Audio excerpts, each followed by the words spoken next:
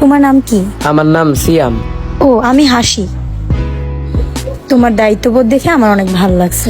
তোমার নাম্বারটা কি দেওয়া যাবে? আচ্ছা ঠিক আছে, নেন।